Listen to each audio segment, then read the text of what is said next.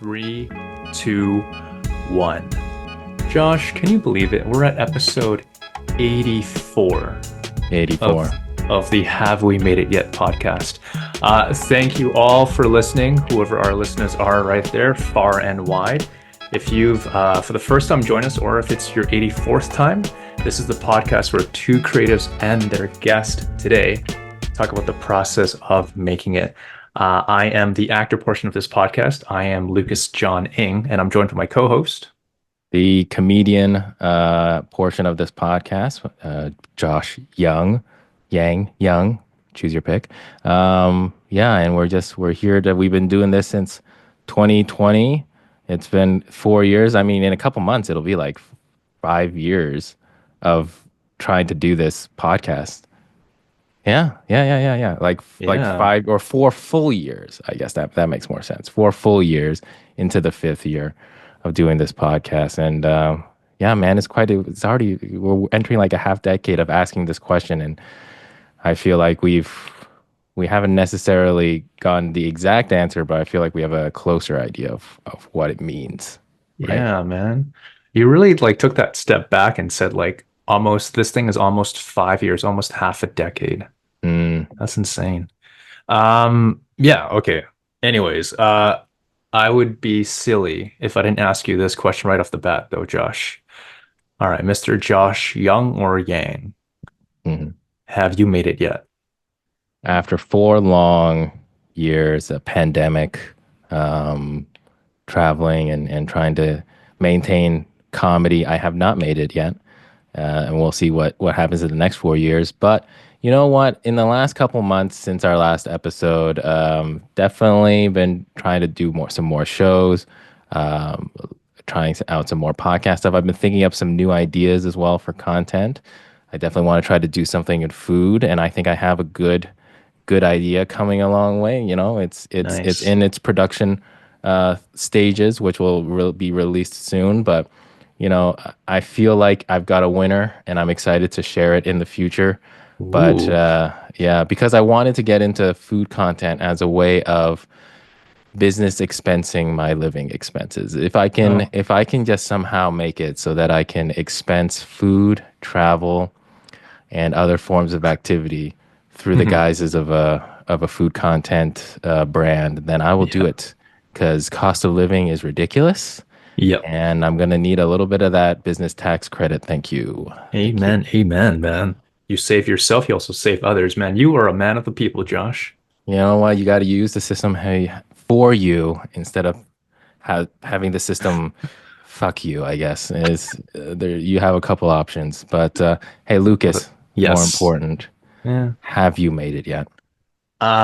No. I have clearly not made it yet. But man, I feel accomplished in some ways. This year has been a more of a wake-up call because first off, I realized the way that I was working professionally wise was un what do you call Tenable, that? untenable. Untenable, but also yeah, it can't be kind of long term the way Right. that I was pushing myself to my fullest extent. And I'm kind of grateful that last year I had a whole reset Mm, in terms of, you know, my leg, of course, and everything like that, but it also brought down to life like what's really important in my life. So most recently in October, I got to celebrate and I got to finish my half marathon, which yes. really kind of blew my mind because just in October of no, in June of last year, I couldn't even walk. In October of last year, I just relearned how to walk. So Mm, it's always been a process of just regaining myself, finding new goals, but also at the same time realigning myself with what I actually want to do. right. My own creative pursuits have taken, I'll be honest, have taken a bit of a sidestep, but I'm looking forward to getting back on it with this podcast and also with my acting in 2025. So I feel rejuvenated, Josh. I feel good, Amazing. and I feel like I can do this. All right, Josh, Yes, are you ready? I'm ready. I'm ready. Hit me. Cool. We have an amazing guest today, and I'm just going to let our listeners know who we are going to have on the show here. As most of our listeners know by now, I haven't had the good fortune of meeting most of our guests in person yet, so this next guest is no different. I first saw her work on my Instagram Reels and was inspired by her master of all crafts, ambition, and talents. She sings, she acts, she writes, she performs, she podcasts, and she even puts on live events and activations at her day job. She truly does it all. Now, fast forward to the summer of 2023. I was laying at my parents' basement spare bedroom recovering from my broken leg. It was then that I had all the time to doom scroll on IG. Amongst all the brain rot, I came across our next guest's reel. She had also endured a pretty traumatic leg injury and had posted about her recovery process, her grit, and her community that bounded together to make her whole again. It was truly an inspirational piece of work that I remember immediately messaging her and letting her know that I'm going through my own struggle too, and that her message of hope really resonated with me. I know she's a pillar of strength and hope to her friends and community, but as this had shown to even strangers like myself, she inspires a certain grit, gratitude, and community and hope that pulled me and I'm sure others through as well. Now, you might know her best from her music as she regularly performs around Vancouver. You might even know her best from her acting work as she's been on TV shows like Holiday Date and TV series like Fort Salem and a million other things. She's prolific in her work and output, and I hope one day I can be as prolific as she is in her own creative output. Please welcome Kristina Lao. Oh, I I feel like crying. uh, Aw. we're happy to have you on. This is incredible. This is the first time I get to talk to you, or we get to talk to you. I know I'm so honored, and I have to say that I just love the introduction, the have we made it yet as a premise for a podcast. You two are hilarious, and I just had a huge grin on my face the whole time listening, and was Oh, kind of like talking at you, while on mute. So incredible. Now, Christina, now, of course, now we get to hear you in real time and in real life. Christina Lau, have you made it yet? yes, and never. Oh, Okay, cool, cool. Still so good. nice. We haven't gotten that was a bit of a curveball answer. We haven't received that before. Yeah. Interesting. Mhm. Among all of the things you outlined, thank you for the warm, generous introduction, Lucas. Mhm. I'm also writing a book, and it is about, in part, the make it myth Mhm. of it's how to champion sustainable careers in media and entertainment Yeah. for those who are invested or those who love someone who is invested in this kind of career. So Mhm. I feel doubly excited to be having this conversation with you because most of my professional life for the past 15 years has been centered on championing sustainable creative careers and getting really nerdy about it. So Mhm. when you ask that question, yes, I have made it. And I never will have finished. So I Mhm. never will have finished working, creating art, aspiring to more deeper success. Mm. But what I realized was I've made it because in my books, I have reached a pinnacle of success that if nothing else changed in my life, I Mhm. would be completely fulfilled. And I am. Mm. So I've made it. I own my home. I have an incredible, loving partnership. I do work that fulfills me every single day. I don't Mhm. have a day job. I have a portfolio of investments. Hmm. I create the art that I want to create, and I Mhm. don't. And I have an incredible relationship with my family, my loved ones, and the people Mhm. around me. And I have my health. I have my health and my Oh, wellness. And yeah. Lucas, you and I went through it last year. Mhm. So if anyone's broken their leg or suffered an injury that has altered their ability for a time, I think that also gives you a renewed perspective. So yes, I've made it. Oh my God. My follow-up question to you was what would be your it in making it, but I think you already answered that in full and in the most beautiful of ways. Absolutely. And I love that you also included not just like the creative aspects that you are currently doing and have already done before too, but you also talked about your loving relationships with your partner that you have and your family and also your health Mhm. too, because all of that is all intertwined together. So that is a powerful statement. Yeah. Thank you. Yeah. And I also really liked how you put it in terms of like fulfillment in finding that Mhm. you've found fulfillment in what you do every day and also how your relationships have been built and grown. Because that's Mhm. probably not the initial way we would think about making it. Is not necessarily a fulfillment. It's like objective based. It's like, oh, I got to get this movie if I get to this, level on the Mm. call sheet or whatnot. Um, do you Yeah. feel like, and you must have done a lot of introspection through this book or writing process as well, then, how would you describe your transition, or if there was a transition between how you thought making it would have been when you started going along on this creative path versus where you've realized it is now? That's a great question. And I will also say that this is because I'm super nerdy about this. There's a bit of a meandering answer. So my first degree is in international business. I'm from Hong Hmm. Kong, and being from Hong Kong, like a lot of places around the world, music and entertainment is not necessarily a sought after career by the people Mm. that, that love you and want for you to be stable. So I did my first degree. I realized that I didn't want to work. I tried to work a full-time job, Mm. and I felt physically ill. So I'm working nine Yeah. to five, or yeah, it was like 8:30 till 6 as this 21-year-old with a new degree. And I realized that I absolutely detested it. So I went back Mm. to music, and I had been told as a teenager, and as an actor and a musician, that I was the absolute worst. Like I should not do this as a career ever. Wow. So when that happened, I realized, okay, I better have backup plans, right? We'll do the Mhm. backup plan, or a lot of us do the backup plan.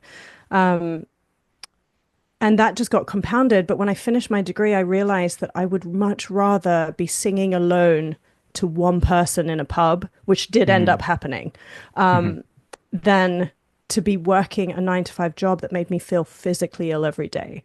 Hmm. That was the beginning of me realizing that what society had told me making it was not correct. Mm. So that was the start. And so then what I did was I ran a little business for a while in England, and then I left. I like left my career, I left my life, I left my partner at the time. I moved back to Hong Kong and fought my way into university to study music, Wow. which I had Wow. no Yeah. music theory. So, and Hong Kong, as many people probably know, there's the really high standard of excellence in music and in Mm. specifically in theory. So, I got in somehow, and got an advanced music performance scholarship. And then when that happened, I realized that I could muscle my way into things with determination. Mhm. And so I realized that I got into musicals when I was in England, and I applied for some musical theater roles in Hong Kong. I got my first leads in musicals, which completely blew me away. And Mhm. then I applied for the London School of Musical Theatre. So that was like, I realized that was the Olympics. And I was like, okay, what does making at me now? And I went, okay, I've got to go for the Olympic level of singing. Again, with still in my mind being that little kid that was told that I was terrible at all of this. I was the first person from Hong Kong to get in to that school. So I Mhm. went through a whole year of trying to leave because I realized that everyone was way more talented than me, and I'd managed to like blag my way into somewhere else that I didn't deserve to be. But over the course of that, I kept questioning, I kept asking myself that question. I Mm. met with people from publishing and in music. I met with people who were songwriters. I sat with some of the best, biggest songwriters in the world just from cold calling people to Mm. ask what I would need to do to make it. Mm. And I was told I was too old because at the time I was 25. So my career was over, especially as a woman. And because I'm mixed race, nobody knew where to put me in film and television. I was told that I wouldn't get auditions in theater. So I was basically told that there is no making it for someone like me. And so to answer your question, a kind of longer way around the houses is to say I was always questioning what that felt like and looked like. Mm. And what I realized and what I say when I speak to people and coach people now through Jumpstart Consulting, which is a Music BC initiative. It's a free hour consultation with musicians, is that we're constantly trying to change the tide of our careers, of our lives. We're trying to change the tide. We're trying to fight with the tide. We're not trying to build the best vessel. And that's where we fail because we're told by society what making it looks like. And as a result, we're either the lead singer in a band or we're a failure. We're either super wealthy or we're a hobbyist. We're asked constantly by society, well, oh yeah, but what do you really do? What do you do for your day job? What do you do in real life? And that compounds when with people, so many creatives, they're asked where their money comes from instead of where their value comes from. So I started upending everything. And when I got an agent and I started to get these kinds of levels of success, I continued to question that. And I continued to look around and see what I could do to help build framework structures and pathways using myself as a kind of guinea pig to see what making it really looked like and to see what a sustainable creative career could look like. Does that answer the question? Yeah, I think so because I think you touched upon an interesting way of approaching it because it's initially sounded very kind of like similarly like Asian academic method, where it's like this makes the most structural sense. Let me try it this way, and then throughout the entire way, though, you still were in the process of understanding what even this structure makes sense, or if I fit in this structure, and constant iteration and adaptation, which I think is a valuable skill definitely to have when trying to go with, because there's so many ups and downs, there's so many either opportunities or missed opportunities you don't necessarily know, so you always have to be adaptable and light on your feet that way. So I think, yeah, that is very interesting how you put it as well, like changing the tides as opposed to trying to be building the best vessel you can. Yeah. Yeah. Oh, I did want to ask you because you literally do it all in terms of all the different crafts that you would do, that you are in, from writing, acting, music, to even advocacy work and everything. Is there a through line or like one aspect of you that you do carry throughout all of that work that you do? Yes, it's socially conscious storytelling. Okay, awesome. Can you expand about a bit more about that in terms of all the different crafts? I think so. I think it's one of those things that evolves, like us as artists. You know, you've got a podcast, you've got a really wonderful podcast. You're an actor. Josh, you're a comic, Comedian. Yeah. a stand-up. Stand-up. Yeah. Stand-up comic. My MO tends to shift and change, but barely at this point. Okay. I care that I want to change people, inspire people on a molecular level, on a cellular level. And storytelling is my favorite way of doing that. When I studied law and business and all of those subjects, I realized that I could make a change in the world by dictating to other people how to be. I could work in systems of power. Those are systems of power. What I realized is that cost me as a soul, as a human being. I didn't love that. And so what I realized is I would prefer to inspire people to change systemically. And so songwriting was always a really big part of that. And it's the love of words. I like to tell people that we have two faders as human beings, as creatives especially. One is our human meatbag citizen of the world fader, which is ideally you want to leave the world better than you found it, right? And we all have a little bit of this driver, but if it goes too far up, you're kind of, I don't know, for lack of a better way of describing it, you're on a Greenpeace ship. You're like Mother Teresa. You've given your whole life to making the world better. It's not a bad thing, but if it's too far up, it's pretty intense. The other one is your soul's ascension. That fader is like you want to leave the world a better soul than you started. You want to have grown, you want to have transcended, you want to like, Gotcha. you know what I mean? So you have Mhm. this like, I'm participating as a citizen of the world, Mhm.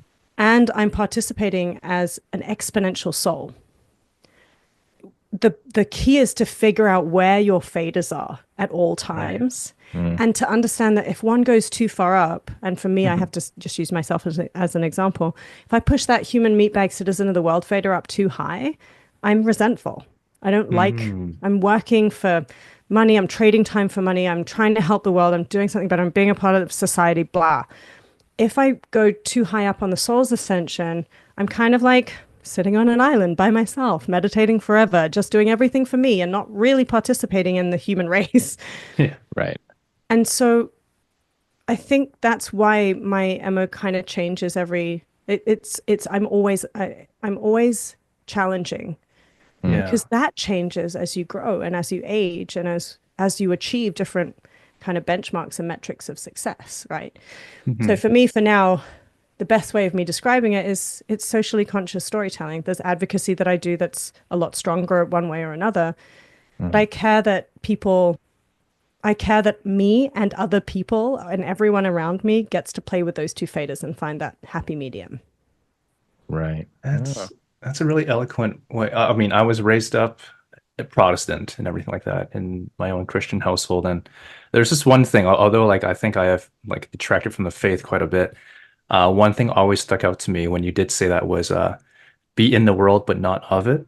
And it's always about Mm. trying to find that balance between those two faders, as you were talking about. Um, yeah, I have to meditate on that a bit more. That's a really cool way to put it, Christina. I know in other interviews you have said like music is such a deep, impactful part of you that you wouldn't know who you are without it. Um, Yeah. can you expand a bit more on that and the overall drive of what music is and in terms of performing? What makes you also want to perform and put your music out there? These are really great questions. When you hear a piece of poetry or you read a piece of writing, Mhm. there's most parts of your brain is understanding it. Mhm. You're reading a piece, and you're ingesting that information. Music is music because it can't be put into words. Mhm. mm, So when you combine the two things, Yes. you are literally floating poetry on divinity that transcends language, that Mhm. it's unity, it's harmony in a whole other like form. Mhm. mhm, So when I was young, I didn't understand what that meant to me. And I like to think, I mean, right now I'm really dehydrated apparently. And so I'm only like 51% water, but we're all like 50 to 75% water, right? Mhm. When you sing and when you hum, or, when people sing, if you grew up in the church, you know this, it is your whole body is getting an internal massage, Yeah. right? Mhm. So when I think about it from a scientific perspective, we've got messaging that comes through that sticks with you because it's Mhm. floated on these wings of kind of transcendent melody. You Mhm. have language and words that is getting into a different part of your body, and then if you're singing those back out, you're getting this full body like spa treatment of your soul and life. Yeah. That's It's really hard to choose a different career Mhm. when you know that you have this as an option, or even when, Yeah. for me, I was told I didn't have that as an option. Mhm. ah, So that's the first part of like why music is my first love. Mhm. The second part of the question is why do I love performing, and why do I love making music, and why do I love being on stage? The simplest answer I can give you is, for me, it is the quietest place on earth. Yes. Wow. That well, sounds like yeah. an oxymoron, but sorry, Josh. Yeah, please. No, yeah, I can. So if I can like paraphrase that, it's like the feeling where you're exactly where you're in your zone. You can fully like articulate how you feel or who you are as a person or the best version of yourself. Is that something similar to that It's feeling where it's like all the noise goes into the background is. all the noise goes into the background. I think I remember when I played Nancy and Oliver, and it's a really desperate role. Mm. And it was, there's a moment, there's a song called As Long as He Needs Me. And we did it with me just in the curtains came down. They were doing a whole bunch of chaos in the background. And I just sang this Mm, song by myself with a spotlight on the stage. And I realized that at that moment, I had transcended being me and Mm. became a vessel for a story. mhm. That everyone else had the freedom to engage with and process their emotions without having to feel the direct trauma of it was, what the song was about, which is about domestic violence. Mhm. Right. And one of my favorite things about being an artist is we're paid to have our put our hearts on our sleeves so that Yeah. other people can feel safely and we Mhm. can give them those Right. words. So when I go into a space like that, for me, and I'm sure every single artist has a different reason as to why they do it. Mhm. But for me, I live in such a crowded space in my everyday life. And I think I choose it more ways than not. But Mhm. when I'm on stage, I'm participating in a collective breath. And Mhm. that's really, it's quiet and it's beautiful and it's it's a moment.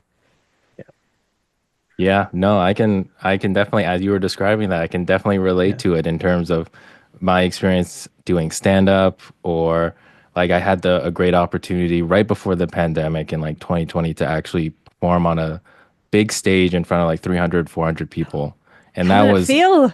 yeah, no, that was like so far it's been the pinnacle opportunity of mine to be able to, tell jokes and execute or just have that experience of being able to connect with the crowd for 5 6 minutes and then like pull Mm, it off, because like yeah, obviously sometimes you don't know if some jokes will hit or not hit, but just being able to do it, like hitting all the beats and punchlines that I prepped for and I knew were there, and then getting the reaction that was like hitting every time, and then coming off of it, you just feel like you feel like euphoric because you nailed it, and like you just felt like that was the experience you wanted. So yeah, I can see how it's like once you get a taste of it, once you get that feeling, you're in that zone, that like you have the capacity to feel it. It's hard to give that up, and it's hard to even look at other things and be like, can I find that in other things as well? It's just hard to explain. No, but becomes that's a great beige. way. Yeah, yeah, it's a great way of putting it. I'm curious, Josh, you and I were just talking about live theater style performance. Live, yeah. How does it feel for you, Lucas, when you're on a film set?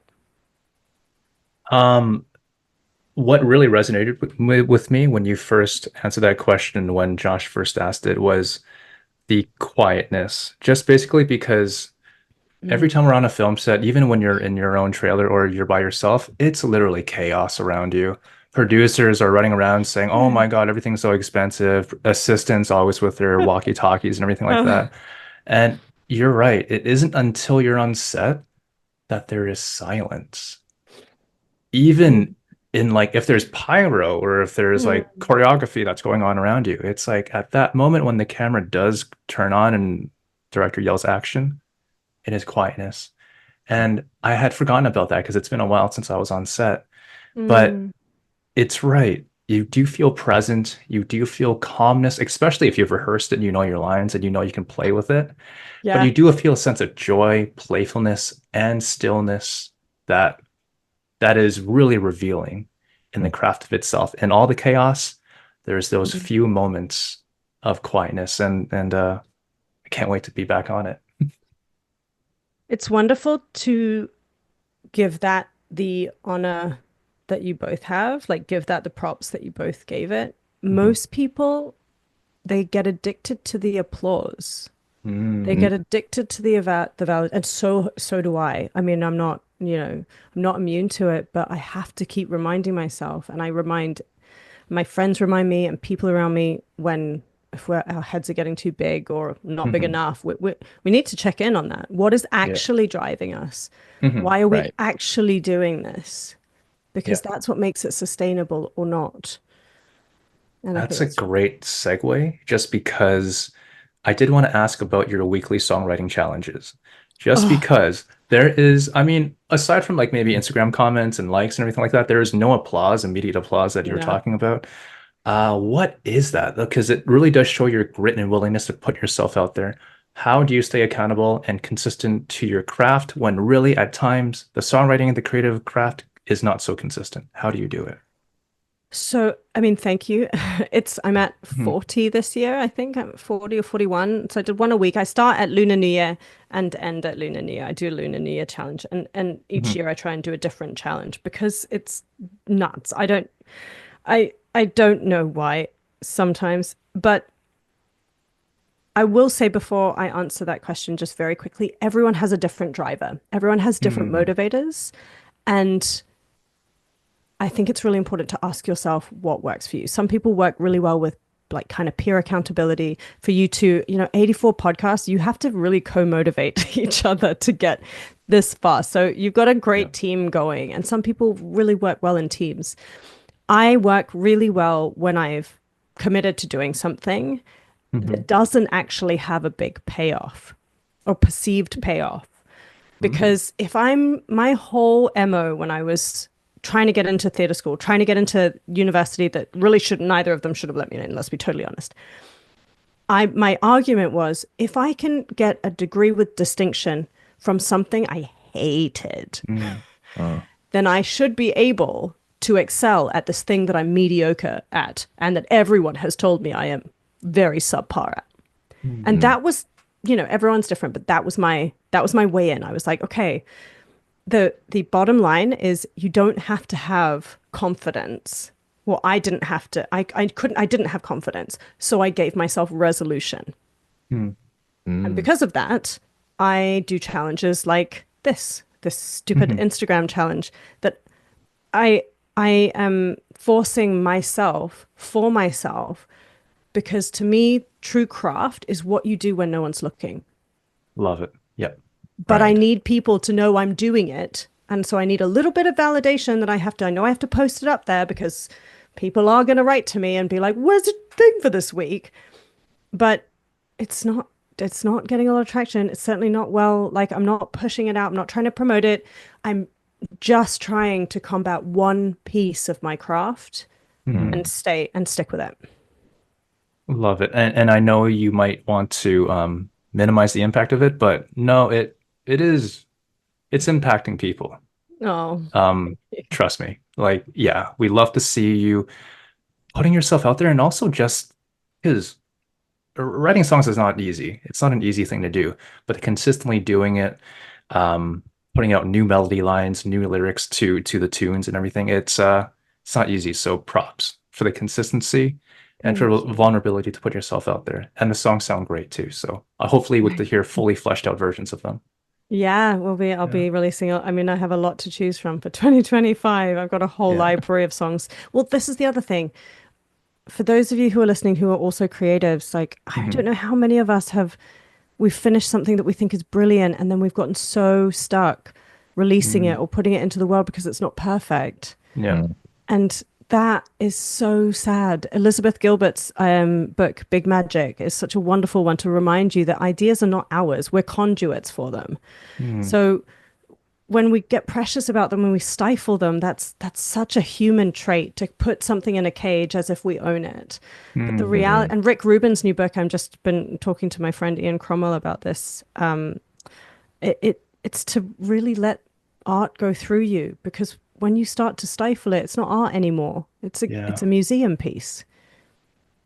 right. Oh Right. my God. Yeah. No. And Mhm. I feel like the thing that we is hardest for uh, creatives when it comes to, especially in between, say, jobs or in between opportunities, is to focus and identify the process based work as Yeah. opposed to objective based. Because I think the way you described it is like, I'm not getting payoff out of it. I'm not getting, this type of, it's not leading to a specific type of objective. But if anything, that's the type of work that actually gives you the most like end value because you're building a catalog of this material that you're working with. that is actually in. You're almost kind of like mentally like jujitsuing yourself into creating the content that you actually need, without making it seem like there has to be some finished perfect product at the end, which is great. Does it sound like maybe you're building a vessel instead of trying to control the Whoa. tide? That seems it's like with every weekly song, yeah, you're putting in a few more planks to that vessel. Yeah, that's a great way of Yeah. putting it. So many Okay. people, so many people want to build a career out Hmm. of their art. And so many people give me an outcome or a dollar amount that they Right. can never control. I can't control which TV show wants me. I Yeah. can't control that, but I can identify the traits of that. So I do an exercise with people a lot, and I'll tell you a little, like, do a little teaser with you, and you two can take it away and think about it. I do something called the blue sky. What would you do if you woke up tomorrow morning and you were a completely unbarriered version of yourself? You had every single thing that you wanted. You could speak every language. You could play every instrument. You could do everything that you wanted to do. You were the same person, same age, but you just now all of a sudden snapped your fingers and you had this perfect life. Actually, specifically write that down. And Mm. then what I do with people, just as the short version, when you do it, most people will always tell me what they think they deserve, what they think they can attain, which means that what people are doing is striving for mediocrity, even though they're talking a delusions of grandeur game, right? Oh, I want to make Huh. $1 million, but they have no idea what that means. Or they'll go, oh, I'd love to just make music. How many people have said this? I'd just love to make music in my own home. Every person I've spoken to who said that has a laptop. So I've already Mm. solved their problem and we can just stop the session. Right. Right. But when you start to get specific, you say, I always say Gal Gadot wouldn't exist and I would be Wonder Woman because I would be doing my own stunts. I love doing big, bougie action movies. And then what I do, and you build out your whole life. I own this many properties. I have this much investment. I earn this much money. You start actually thinking about what that looks like, and you start you write down your joys based on what brings you a visceral feeling of absolute achievement and accomplishment. And I'm taking this full circle back to that question of, have I made it? Then you realize that we never have control over our lives. We never have control over the outcome. We can't, Gal Gadot very much does exist, but what we can do is start to create these tracks and teach ourselves to be the traits of what we've described as the most amazing version of ourselves. So we Right. start building that most amazing version so that the opportunities that are our versions for us will get to us. We've cleared that path. So instead of me saying, oh, no, I'm not Gal Gadot, so I give up, I've not made it. I say, okay, well, what were the things? Okay, Gal Gadot's like, I want to be that because I want to feel like I can be on top of a mountain every day. And I'm using that example because I now literally climb a mountain a few times a week so that I can have that feeling. I go up the grass grind in the summer when it's open, go up the Right. BCMC in the winter when it's closed. We build these versions. We build based on the traits that we love and the traits that we want to become. That makes your life sustainable in a creative way every day. Wow. I mean, that feels like I'm excited listening to that, and like I'm pumped. Yeah. I'm already even I've got like ideas going off in my head about it. It's like, huh, how do I do that? How do I do that? What are the things I can do? And it's Well, like, no, that's great. the thing is, make sure you ask yourself this question, write it Yeah. down, Yeah. and be super specific and be specific about why. So when I do this coaching session with people, I'm like, okay, tell me why. And then I ask them extra questions. And then I reflect back on them. These people I've met for 45 minutes at this point, 30 minutes, 45 minutes. And they tell me at the start of the conversation who they think they are and what they think they want to do. By the end of the conversation, we've had a totally different conversation. And I've told them what they value the most. And then we say, okay, so instead of you trying to get on this new Netflix TV show that you really want to be on, because if you're not on it, then no one will recognize you and you won't be validated enough. Let's go to, okay, you're going to do a stand-up show. Now you're going to do once every month. You're going to create 1,000 super fans who are going to do $10 of a subscription to this podcast, and you're going to make $28,000 a month. I can guarantee you that most people will feel more fulfilled when they've set goals that bring them daily joy Oh, for instead of sure. these huge lofty things that Right. they're striving towards and starving towards Mhm. until they maybe make it according to somebody else. Yeah. Mm. Love it. Mhm. Okay. Anyway. Good exercise. Good exercise. Now it's We're like gonna. I gotta how do I do that? Let me Mhm. try that out a couple times. Okay. Oh, great stuff. Great stuff. These are like rarely we go through this, but we don't often give enough like actual skills or exercises to listeners that they can take back. So this is actually kind of I think it's very useful I'm for so for the glad. yeah for That's the what the book is going to be helpful for because it doesn't exist. We do not have an HR function for the creative industry. There is no one like me or I know a few other people who are specifically about championing your creative career. Mhm. You cannot go right. to someone normally. You can if you're with Music BC and you're a musician. So if you want to pick up a guitar and then have a conversation, that's great. But it's really rare because our society is set up to make us want to be all or nothing. Yeah, Mm, And that's not what a sustainable creative is. And it also for sure. means that we're not the best artists that we can be. We're not the deepest artists because we're told to glorify people that literally kill themselves for their art because yeah. Yeah. that's entertainment. Yeah, Hmm. the starving artist story has to be, it's like you have to have a good story for how you got Yeah. there as a way of validating how you got there. Yeah. Did Yeah. you live with rats? No, you're a wimp. You're not an Yeah. artist. What Yeah. happened? Then your parents bought you. I bought Yeah. my house with Um, $72 in my bank account. yeah, There, yeah. I just refused to be that person because I was like, I don't want my life to cost me my life. Christina, I know we could literally talk for hours, but we need to have you on a second time if possible. I'd love to. Okay, amazing. Josh, would you want to do some word association with our guest here?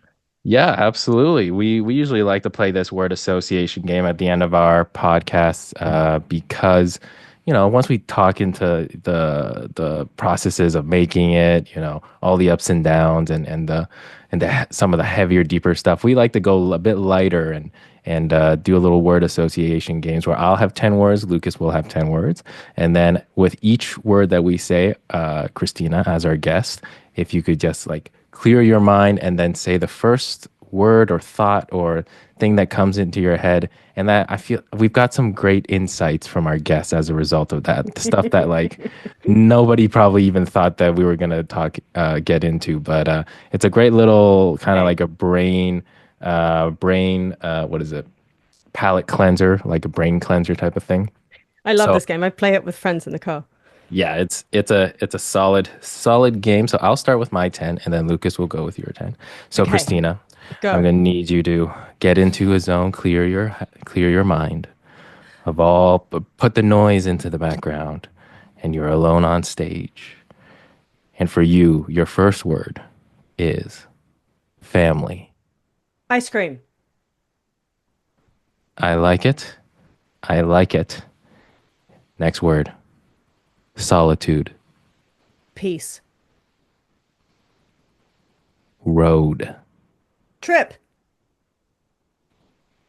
Park. I went parkour. I just went straight to parkour.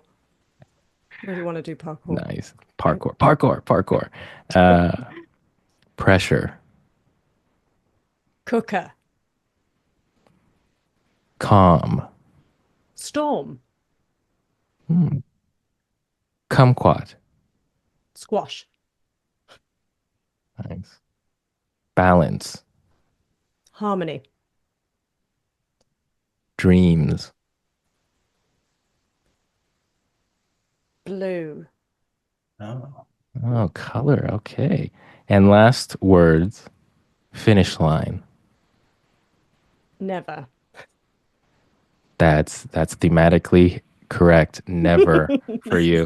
No Perfect. finish line. No finish line. No. Uh, all right, Lucas, your 10 words. All right. Okay, the next 10 here. Okay, Okay. Christina, your Mhm. first word is thunder. Hippopotamus. I was in Africa. There was a big thunderstorm. These hippopotamus they're terrifying creatures. Please go on. Oh, okay. The next word is a multi-word. Well-steeped cup of tea. The perfect way to start a day. Oh, I'm one.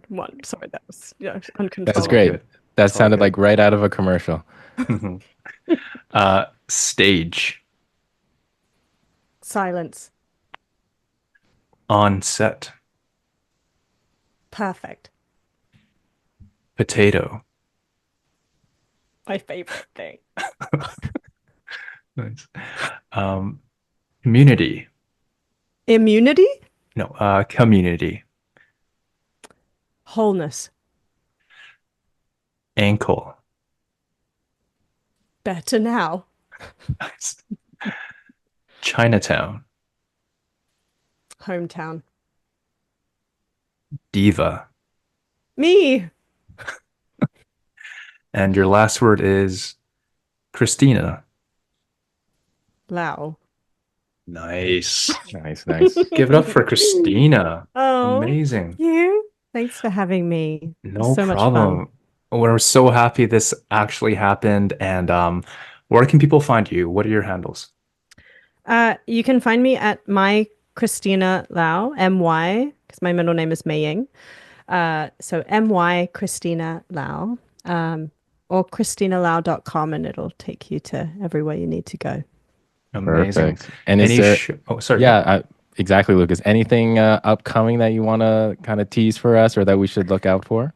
There's a really cool show, a couple of really cool shows that are coming out in 2025. I'll be making an appearance in Happy Face, which is a new TV show. I'll be a guest star in a really fun series called Alert, Missing Persons Unit. And there's a Lifetime, I think, movie out called I Thought My Husband's Wife Was Dead.